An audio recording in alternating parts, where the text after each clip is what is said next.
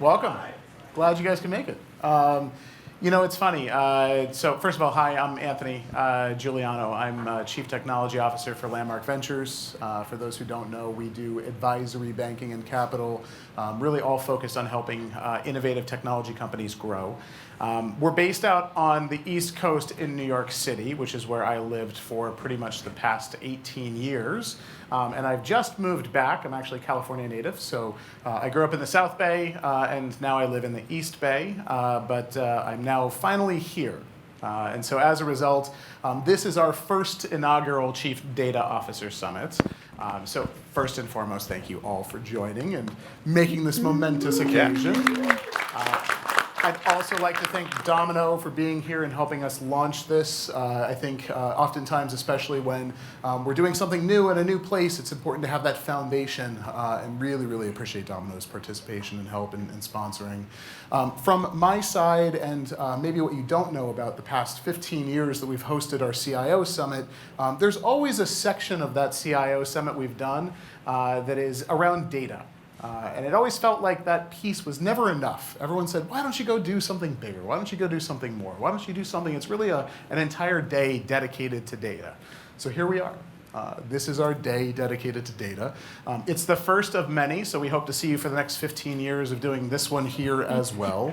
I think one of the things that comes up a lot in the value of talking about and really engaging with data is what does data really mean? And so you'll notice, first of all, maybe for a terrible corny joke, but you're all organized into tables. That's not just because there's a structured data joke in there somewhere. And hopefully you've all done the appropriate table joins. Please come table join.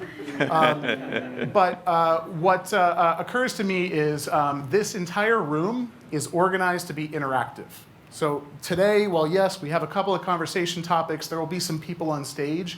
This is as much about you participating as it is about us up here talking and participating. And so there will be plenty of opportunity for interactivities, for roundtables, for conversation, for Q&A. And so we'll absolutely get everyone involved, starting right now. One of the things that comes up a lot for me is what is data to people? I hear all kinds of different metaphors all the way across the board. There are different metaphors that come up. Data is dirt is one of them. Does anyone here have a metaphor for data that they like, that they've heard? You adjusted your glasses, so I'm going to forcibly call on you. See? Anybody? Please. Subjective opinions. Data is subjective opinions. It's a very extended metaphor. Crude oil, dirty. I was going to say that. Yeah, dirty, Data hard is to oil, work with, has to be refined, useless. has to go through a whole process. Anyone else? Water. Please tell me more. Can't live without it, I agree. I've also heard data is puzzle pieces, and it's really about putting the puzzle together. I've heard data is a treasure map. You can use it to kind of search out and find the hidden buried treasure. My favorite is data is music. I've always thought about the concept that you can make data interact with another piece of data and create harmony, and that really is kind of the reusability of it, the constant kind of beauty that comes out of it. And so to me, I think that that's really what I've crystallized as a metaphor. But as we go out throughout the day, I'd love to hear other people's metaphors. Please feel free. Always good to kind of think through these things at a philosophical level. Our agenda for today, we have 3 conversations. And so these 3 conversations topics are going to be really organized very, very simply. The first topic is really about the organizational structure within our companies. I think it's important, what are we doing to make sure that our data practice and our data engineering and our data science is aligned appropriately to business objectives. Second topic of conversation is going to be about future-proofing our AI strategy and data strategy. Things move really fast in this world of AI, and it's very, very interesting to see from a strategic perspective, what are we doing to actually outlive today's projects and make sure that we're poised for tomorrow's as well. And then what we're going to do is we're going to open up into roundtable conversations. And we'll talk a little bit about this game that we'll play, which is called Roses and Thorns. Roses essentially are those things, what are you excited about? Thorns are the things that you're worried about. And so you can start to think about this as we go. There will be some conversation at table and a good chance for you to meet your seatmates. And then we'll reconvene for our final topic, which will be really about generative AI, which seems to be on everyone's mind, seems to be the topic that everybody wants to talk about. It seems like it's part of every conversation, whether that's in mainstream media or it's on a presidential debate stage or it's here today. It's here to last, at least for the next couple of months. And so with all of that, I'd like to welcome up Nick.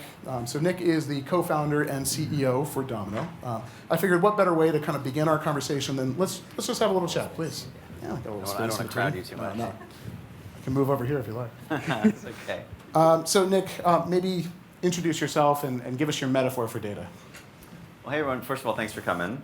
I'm Nick. Like Anthony said, I'm CEO and one of the co-founders at Domino.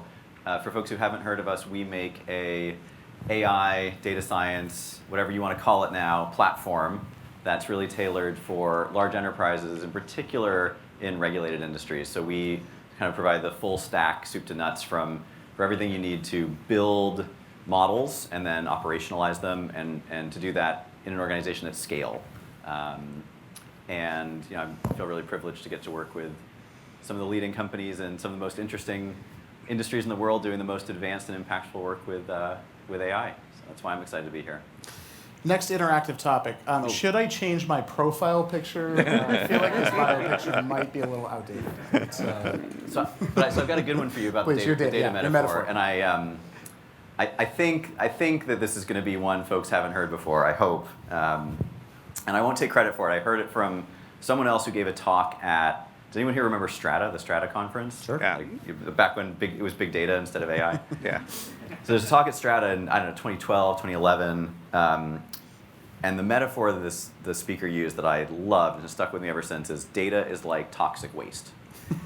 And what was so interesting about it was, I think we have a tendency to talk about data as like the crude oil metaphor, is this raw material that we do something with, but much more common, especially in an enterprise, data is a byproduct of processes that are running, and so it's an emission, it's runoff. And while everyone likes these metaphors of these sort of bucolic metaphors, like there's the cloud and the lake and streams, with silos like a farm. It's a swamp, and it has these properties that are actually fairly dangerous. Like once a piece of data gets into something, it's very hard to get it out because you don't know how it's been copied and propagated, and so sort of one piece of PII can corrupt a whole data set, and then everything that's been done with that may be polluted and corrupted. So anyway, data as toxic waste makes a lot of sense to me. That's a really interesting. I have not heard that. Thank you. That's actually really good. Again, not mine. I wish I could take credit for it. Yeah, I'll just pretend it's yours. Starting a company is really hard. How long has Domino been around now? 10 years. 10 years.